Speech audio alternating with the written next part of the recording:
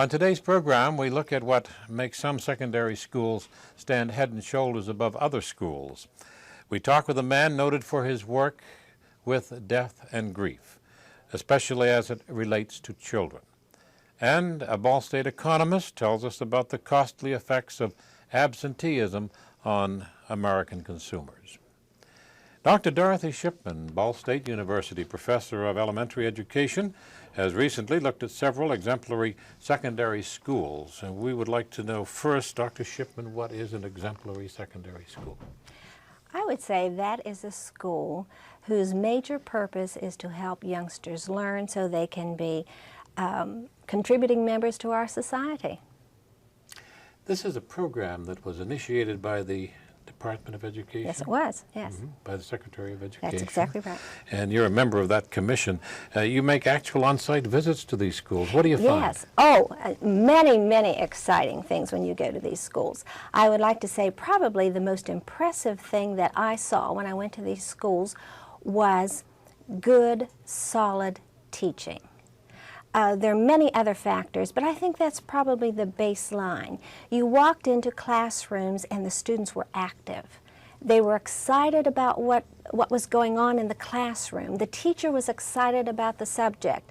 Very seldom did I walk into a classroom and see a teacher assign a chapter and say to the students, now you read this chapter this evening, we will discuss it tomorrow. The students were active in the learning process, and many different and innovative techniques were used to help the students learn what it was they needed to learn. Now, how did you know this was done every day and not just during your visit? Of course, you don't know that. However, I've been in education for 33 years now, and there's a sense you have about walking in the classroom and knowing whether or not this is the usual thing or this is just put on for the day. And believe me, students at the secondary level are not hesitant to let you know if this is something we don't do every day. Are these schools recognized with a certificate for being an exemplary secondary school? Yes, even more than a certificate. They are awarded a plaque from the U.S. Department of Education and actually a very attractive flag. They can choose to fly above their school if they wish, which indicates they are an exemplary school. They are invited to Washington. Members of the school are invited to Washington to have a ceremony not only with the Department of Education, but also then to the White House to meet with President Reagan. Why did the Secretary of Education feel this program was needed? Several years ago, the former Secretary Bell felt that there are good schools in our country, and unfortunately, we don't always hear about the positive and good things. And he felt it was time in our history that we recognize we do have good schools and find out where some of these schools are.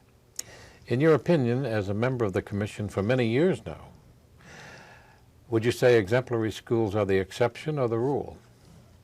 That's very difficult to say because I've not visited all the schools in the country. I might say, however, out of those schools that were nominated from the state for this award, it was more a rule that they were exemplary than not. Did we have any schools in East Central Indiana within our viewing area that were nominated and received that award? Yes, during the 1984-85 school year, there were 7. 4 high schools and 4 that would fit into a category called junior high or middle school. 2 high schools in Indianapolis. John Marshall was one. A high school in Portage. A high school in Lafayette. As a matter of fact, I think it's most interesting because one of the schools that was awarded in Indiana is the school that our current Secretary of Education in the state principaled at one time. Ah. Now you mentioned teaching as one of the criteria, exemplary teaching. That's right. And this you observed in the classroom. Yes. What was some of the other? Leadership. Administration leadership or teacher leadership? Leadership as a broad umbrella. Leadership does not always rest in the hands of the administration. However, the administration has to allow leadership to occur. Schools, I found that the schools were not exemplary if they didn't have the kind of leadership that was supportive, that allowed teachers and students to be risk takers, to experience failure, and then profit from what they had experienced. Leaders encouraged teachers and students to perform. The leaders expected performance from everyone, including high academic standards. The teachers were expected to teach, and students were expected to learn. And by the same token, the administrators were expected to administer.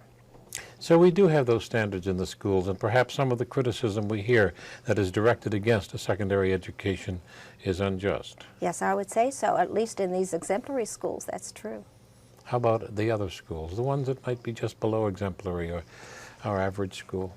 I think the schools are striving now to improve and to try to write what they feel are some methods that are not earning for us the kind of education we want in our country. I see education in our country as improving all the way around. There will always be schools that are not exemplary schools, but there will also always be exemplary schools in our country. That's very well said. And this information, when it's compiled, will be available to other schools to help them strive to be exemplary schools. Yes. As a matter of fact, I worked with Research for Better Schools out of Philadelphia, and we have studied the data collected for the last 3 years.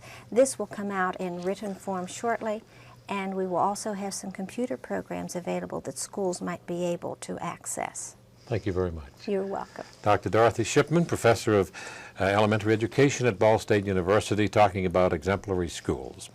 Dr. Alan Wolfelt is the Director of the Center for Loss and Life Transition in Colorado.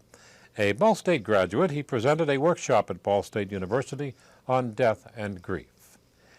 We talked with him about how children should be treated when a close family death occurs. You're an authority on how we should treat children in respect to grief and death. How should we treat them? We tend to, I think, treat them as adults. Is this true, in an adult manner? At times that can be, but we try to expect the same kinds of reactions and responses that we as adults have. I think primarily in terms of what I would suggest in terms of how we can respond to them in helping ways is to allow them to experience their grief in the natural, normal, healthy ways that children do. What we tend to do is overprotect children, actually.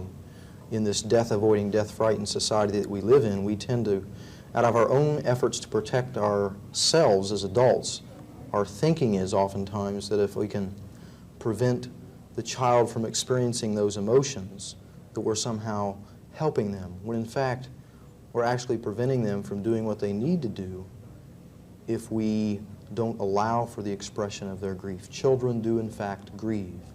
And many people ask that question to me, do children grieve? And obviously children do grieve, but we need to model the expression of grief and allow children to grieve in their own way and in their own time. We've changed so much. You know, one of my most memorable experiences, my father died when I was 4 in 1931.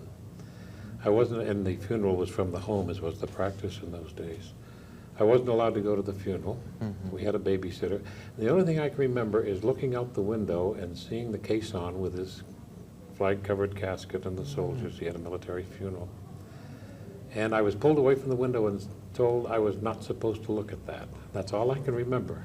A real classic example of that tendency as adults wanting to protect you from that experience, when in fact you most likely felt very excluded from something that was a very significant part of your life. And I would have enjoyed having at least a memory of having seen my father. I have no memory other than that one experience. Right. You were actually separated from being able to acknowledge very natural feelings you were having at that time and weren't really allowed to say your own goodbye in your own way to your dad. No, we've changed a great deal in our attitude towards treating children in death. We've changed, but perhaps not to the extent that we need to change. Fortunately, we've seen a lot of positive changes in the past 2 decades with regard to death, dying, and grief in general.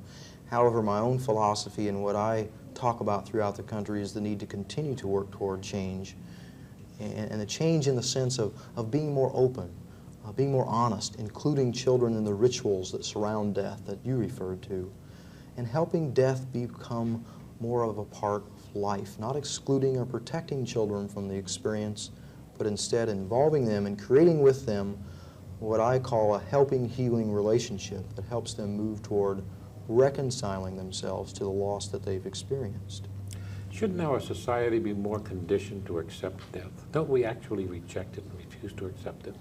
Very much so. We live in what's been termed by Robert Fulton, a sociologist at the University of Minnesota, the world's first death-free generation, meaning that it's now possible for a person to grow into adulthood, perhaps be 40, 50 years of age, and to have not experienced a close personal emotional loss in their lives. Well, as a consequence of that, it's easy to adopt the philosophy that death should not occur. And that very much is what our society attempts to project. Death should not occur. At the same time, we're surrounded by a number of paradoxes with regard to death. For example, the paradoxes revolving around the issue of the same time that we've managed to create a sophisticated technology to save one individual life, we've also managed to create a lethal technology that could wipe out the world in a matter of moments. The height of a paradox as it comes to looking at life and death issues.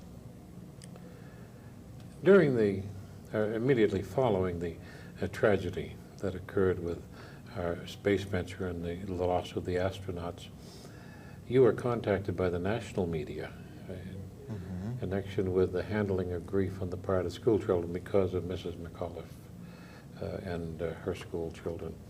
What was your advice? Well, in general, I talked about three things.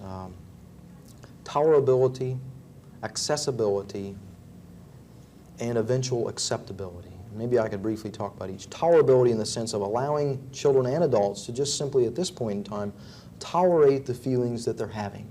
Accept them. Don't judge them or prescribe how we should be feeling. Many people were asking me to try to project how everybody would be feeling. And instead, what I attempted to say was we need to tolerate whatever it is we feel and recognize the uniqueness. Some children will be impacted by the death, others wouldn't be. They'd have an apparent lack of feelings that I've written about. What I mean by accessibility, I mean accessibility for dialogue and talking about what that means for children and adults alike. We all needed to talk about that. We'd find ourselves talking with the neighbors. We'd find the children needing to talk about that in school. So accessibility in terms of having people around us who would dialogue, talk with us about that to help us gain some sense of perspective or meaning out of that experience. And then eventual acceptability, what I mean by that is coming to the reality, as John Glenn said. He said, in this world there is triumph and there is tragedy. And I think we can use this as a teachable moment with children and adults alike to realize that yes, in fact, in human living, there is triumph and there is tragedy. And this is a national tragedy that we have experienced.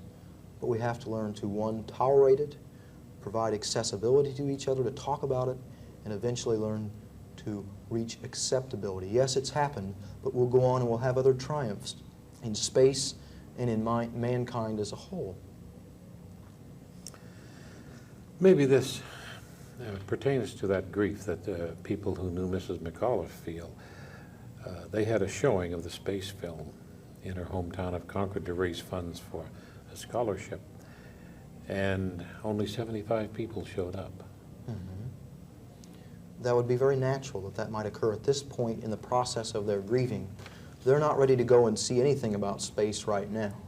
They're still in the very initial phases of their grief, which typically is a sense of shock, numbness, a disbelief. And they're working to just come to terms with the reality that this tragedy has occurred. And they were probably saying by not going that they weren't ready to attend and to confront that at this point, that they were respecting their protective defense mechanisms that say, I can't really do that at this point in time. It didn't mean they didn't care and that they don't hope there's a future to the program. It simply meant that they're in no condition or position right now to be able to do that. Many people feel there are accepted standards for dealing with grief, outward displays of emotion and so forth, people that don't show an emotion during the death of a loved one aren't grieving. And of course that's not true, but nevertheless it is believed. For example, a neighbor's boy who didn't know his grandfather, when the man returned after several years, separated from the family and died, and the young boy was going to the funeral, and he told his grandmother that he didn't think he could cry. And we have these notions of how to act at a funeral. And if adults can't handle the grieving process properly, how do we educate our children? Very good point. A couple things come to my mind. One, obviously, adults are the barometer to whom children look in terms of their own grief. And secondly, in terms of anticipating or expecting too much from a child's experience of grief, we sometimes tend to do that. Some of the factors that we could call predisposing factors to how a child might grieve, one of those is the nature of the relationship they've had with the person who's died. With the neighbor boy you referred to, if he had no significant emotional relationship with his grandparent, and there's been that sense of physical distance, it was quite natural that he was not going to feel that he had a need or a desire to cry at that point in time, and no one should make him feel guilty as a consequence of his not feeling grief at that level. But he felt he should, that this was expected of him. Right, and perhaps at some level someone had introjected or suggested to him that he should be grieving when in fact he didn't feel like it. And that can get a child in a real bind, because it's like there's some adults around him saying you should be grieving, and then he's confronted by another part of society and adults who say, oh, isn't that great that the child's not grieving? And then he doesn't know what to do. So it can be real complex. So how do we guide the children? Very briefly, how do we guide the children in a very general sense is that we follow their lead, in a sense, by realizing that grief is a process. Death itself is an event. The process of moving toward reconciliation is, in fact, a process. It changes, and children's needs change over time. By being observant, by having a desire to understand, communicating a sense of warmth to that child that we're someone who wants to understand, they'll let us know what their needs are, and we can then respond to those needs at the level which they need to be responded at. That was Dr. Alan Wolfelt, who is director of the Center for Loss and Life Transition in Colorado, talking about death and grief. Absenteeism is costing consumers and employers billions of dollars a year. Dr. Clarence Deitsch, Ball State professor of economics, has recently co-published a book about how to deal with the problem. Absenteeism is costing American industry a great deal of money. We're going to talk about that with Dr. Clarence Deitsch, professor of economics at Ball State University. The new book, Getting Absent Workers Back on the Job. Dr. Deitsch, does absenteeism cost American industry a lot of money? It cost industry a lot of money. Various estimates range from $8 billion a year up to $24 billion a year, depending upon what you include as a cost. For example, morale problems, lost productivity through morale problems. If you include that as cost, the figure approaches the higher number that I mentioned. How about loss to the worker? Loss to the worker in terms of, well, let's talk in terms of the consumer. It's been estimated that absenteeism cost each consumer approximately $66 a year in terms of products that he or she would have otherwise had if the workers had attended regularly. And that money, quite frankly, that the firm spends to cover individuals that are absent could be used to reduce the price of the product that it produces or to pay other workers who attend regularly. So it's an expensive proposition. Is absenteeism unique to American industry? Because we hear of foreign workers like the Japanese who are so dedicated that they come in early, they sing and work and have excellent attendance records. Well, it's not unique to the U.S. worker. Absenteeism is a problem in other countries around the world, but for some reason, some reasons I should say that we detail in the book, it's a greater problem in the United States than it is elsewhere. The Japanese, for example, involve the worker more than the U.S. companies have, at least up until recently, in decisions which affect the nature of the product, how to produce the product, and things of this sort. The lack of worker input has a demoralizing impact, and consequently, oftentimes they take that out and by not coming to work. How would absenteeism range in importance in problems that industry has to deal with? I would say that if we're talking in terms of productivity and the competitiveness of American industry and firms vis-a-vis foreign firms, it ranks right up there near the top. If you look at this problem, our products are more competitive or will be more competitive with products coming from other countries. And what are the companies doing to combat this problem? Well, many companies are making it more expensive for the worker to take time off from the job. Until very recently, workers were the only thing or quantity that the worker lost when he didn't come or she didn't come to work was the hourly wage rate. Now, if the worker doesn't come to work, in many working settings or job settings, the worker not only loses the hourly wage rate, the straight time hourly wage rate, but also a portion of the benefits, paid time off, profit sharing benefits and things of this sort as well. It makes it more expensive to be absent. And as occurs with any type of product, the more expensive the product, in this case leisure, the less of that product that you demand or buy, the less that you absent yourself from the job. Is that the only way they can combat this problem, is by making it more expensive for the worker? No, that's just one way that they can provide an incentive for the worker to attend work regularly. They buttress that or complement that with various disciplinary programs, enforcement of disciplinary penalties for excessive absenteeism and the like. And also they make it more attractive for workers to come to work. Quality of work programs, gaining worker input on major decisions which affect the workplace, which in Japan have been called QC circles and things of this sort. So U.S. firms are approaching the problem in that fashion. Also, they're structuring work hours in a fashion that it makes it easier for workers to attend. For example, secondary, or in many cases primary, income earners and families have family responsibilities. And it's very difficult to discharge these family responsibilities and the work responsibilities at the same time, and when there's a conflict, it's usually the work responsibilities that suffer. In other words, they absent themselves. So many employers have taken the stance or the position that we'll make the work schedule flexible. You put in your 8 hours. When you put them in is somewhat up to the worker. That way, for example, taking care of errands for the family during the day, if that's the only time that the individual can take care of them, they do it.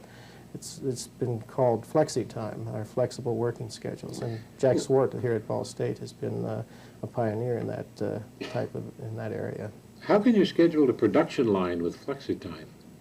Well, in some cases, the job, the work, what do I want to say here, the workspace is occupied not by a single worker, but by a couple of workers, each choosing when they want to come and fill the slot. It's been most successful to this point, I have to admit, in the service industry and banking, for example, where you're not working with a fixed production line, but you're working with services and things of this sort. Is that becoming very popular, flexi time? I wouldn't say it's gained wide acceptance in manufacturing, but in the service sector of the economy, it's becoming more and more popular, particularly in banking. What are some of the reasons for absenteeism? A variety of different reasons. Disenchantment with the job, the fact that the worker feels that he or she is not fulfilling or using the skills and the education that they spent long hours attempting to achieve. They become frustrated and they take off from work is one way. Disenchantment. The fact that really our society has generally become more affluent, and consequently time away from the job, leisure, becomes more attractive, and they can work part-time and generate sufficient income to cover their basic expenses and then take time off as well. And that's one way in which you can control absenteeism, as I mentioned before, is making it more expensive for the worker to take time off. One point you made in your book was also a lack of employee identification with the finished product. That's exactly the case. Many workers feel that they are nothing more than a cog in the machine. They're not important. The employer doesn't care about their input, doesn't care about the worker, and consequently they're a very anonymous type individual. And they can't say that this product is my product. I improved, or in the case of an artisan, for example, if you paint a picture, you sign the picture, that's my product. You can be proud of it, and it encourages you to do your best job in painting the picture. Well, in many work environments, employers have gone to great lengths to make the worker feel important, that his input is very, very important, and to recognize workers for their contribution to the production process, whether it be through bonuses, through seeking their input in important decisions and things of this sort. We are making an improvement, are we, as far as absenteeism is concerned? I think we are. Where these programs that I suggested for reducing absenteeism have been put in place, absenteeism rates have been reduced as much as 50%, saving a corporation like General Motors $250 million a year. And that's been then shared with workers and so forth and so on.